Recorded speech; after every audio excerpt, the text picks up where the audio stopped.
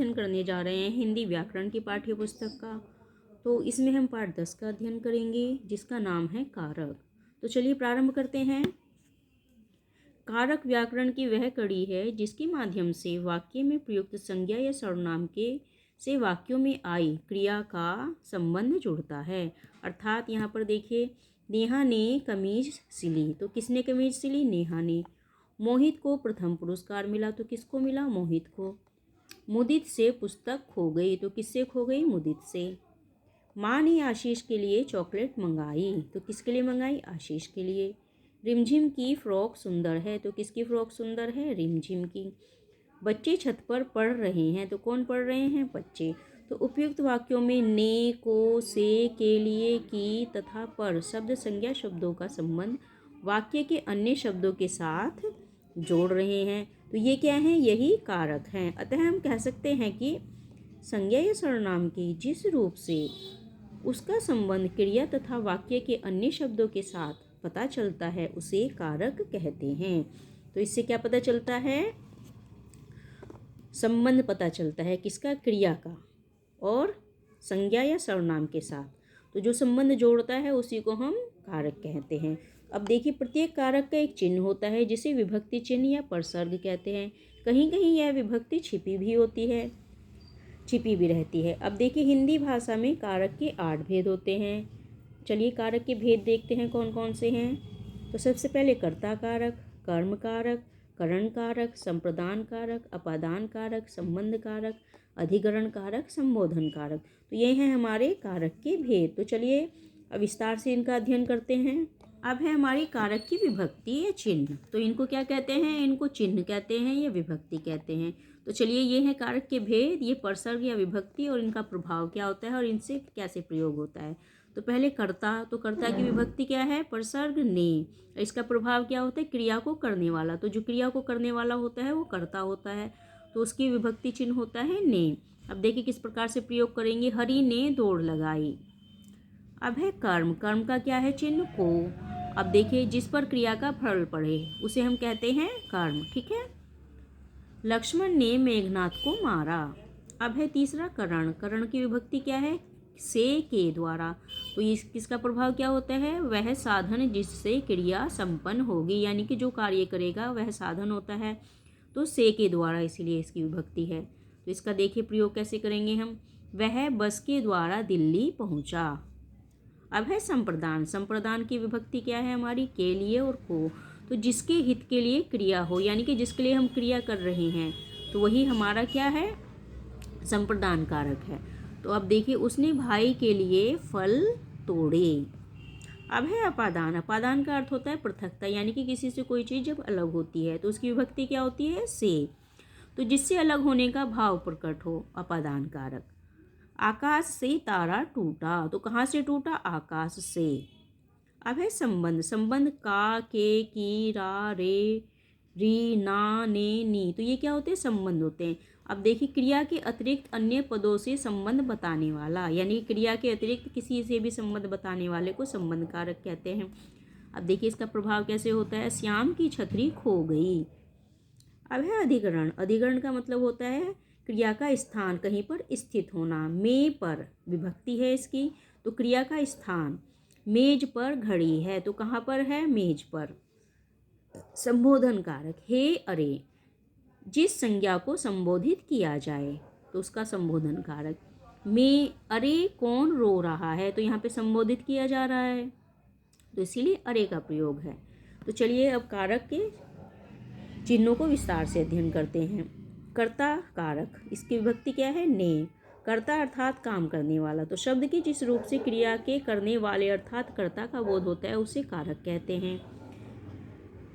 तो कर्ता कारक की विभक्ति ने है। कभी कभी कर्ता कारक के साथ ने विभक्ति का प्रयोग नहीं होता है। प्राय वर्तमान काल में, भविष्यत काल में इसका लोप होता है। तो किस प्रकार से होता है? मणिक ने अपना काम समाप्त कर लिया। दीपक ने पुस्तकें वापस कर दी।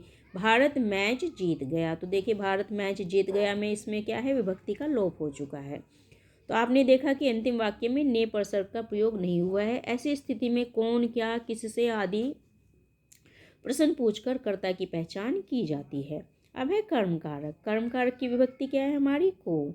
तो शब्द के जिस रूप से संज्ञा या सर्वनाम पर क्रिया का फल पड़ता है उसे कर्म कारक कहते हैं, यानी कि जिस पर क्रिया का फल पड़ रहा है उसी को हम कर्म कारक कहते हैं। अब कर्म कारक के कुछ उदाहरण इस प्रकार से हैं।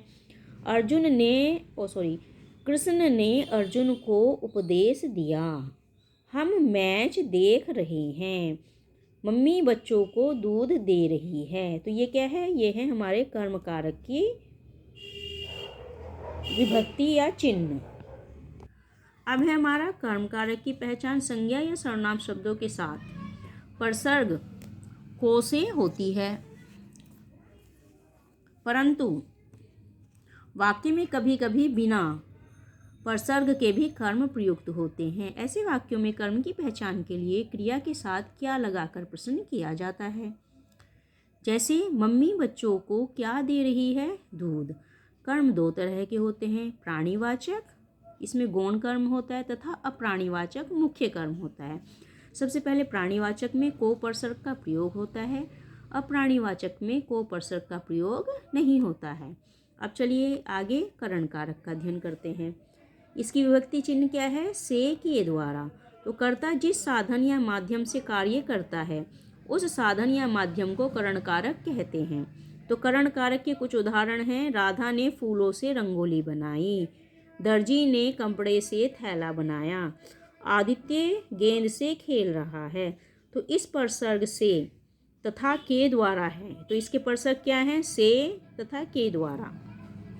करण कारक की पहचान के लिए वाक्य में प्रयुक्त क्रिया शब्दों के साथ किससे या किसके द्वारा शब्द लगाकर प्रश्न किया जाता है। इन प्रश्नों के जो उत्तर होते हैं वे करण कारक होते हैं। तो देखिए यहाँ पर इसके बाद है हमारा संप्रदान कारक। तो इसकी विभक्ति चिन्ह क्या है, के लिए और को। तो कर्ता जिसके लिए कार्य करता है या जिसे कुछ देता है उस भाव को बताने वाले शब्द संप्रदान कारक कहलाते हैं। संप्रदान कारक के कुछ उदाहरण इस प्रकार से हैं। माँ ने ऋचा के लिए गुड़िया खरीदी,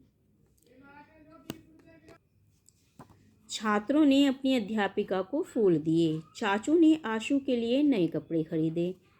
तो ये किसकी हैं, ये हैं हमारे संप्रदान कारक के कुछ उदाहरण। तो संप्रदान कारक की विभक्ति चिन्ह को के लिए हेतु हैं। संप्रदान कारक की पहचान के लिए वाक्यों में प्रयुक्त क्रिया शब्दों के साथ किसको, किसके, किसके लिए तथा किस हेतु शब्द लगाकर प्रश्न किया जाता है। इन प्रश्नों के जो उत्तर होते हैं वे संप्रदान कारक होते हैं। अब है अपादान कारक। ये क्या है, से अलग होना।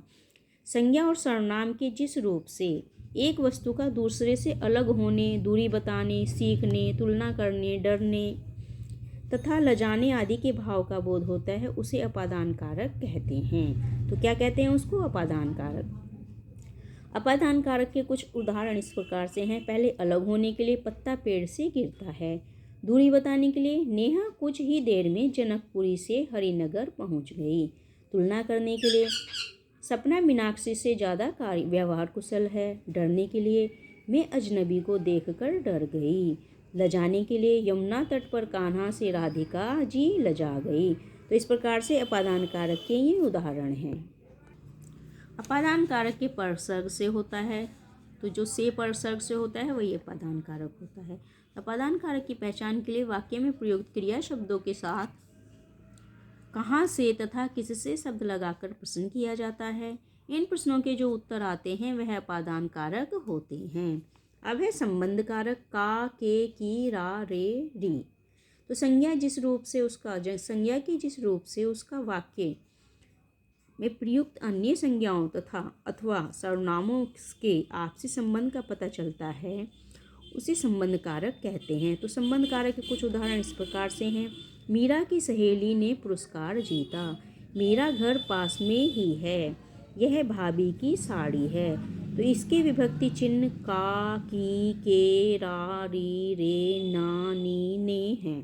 तो संबंध कारक की पहचान के लिए वाक्य में प्रयुक्त संज्ञा शब्दों के साथ किसका, किसकी, किसके शब्द लगाकर प्रश्न पूछा जाता है। इन प्रश्नों से जो उत्तर आते हैं वह संबंध कारक होते हैं। तो इस प्रकार से हमने किसका अध्ययन किया, संबंध कारक का। अब है अधिकरण कारक।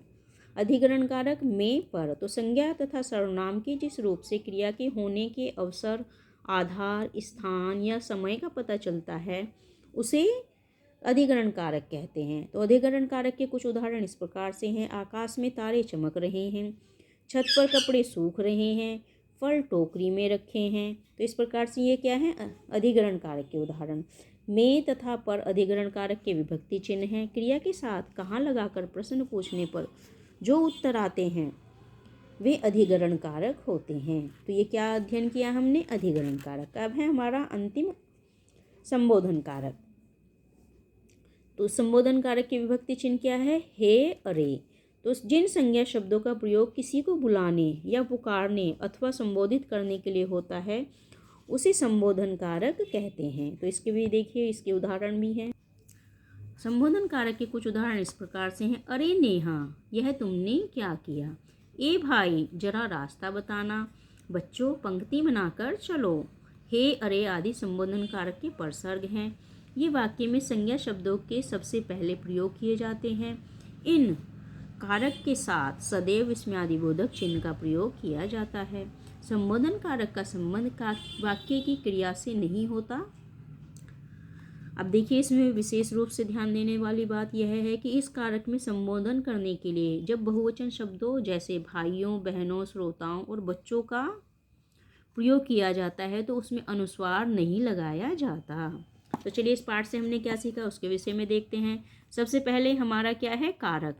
तो वाक्य में प्रयुक्त संज्ञा या सर्वनाम के जिस रूप से उसका संबंध क्रिया से जाना जाता है उसे कारक कहते हैं। कारक के भेद कितने होते हैं, तो कारक के 8 भेद होते हैं। कर्ता, कर्म, करण, संप्रदान, अपादान, संबंध, अधिग्रहण तथा संबोधन।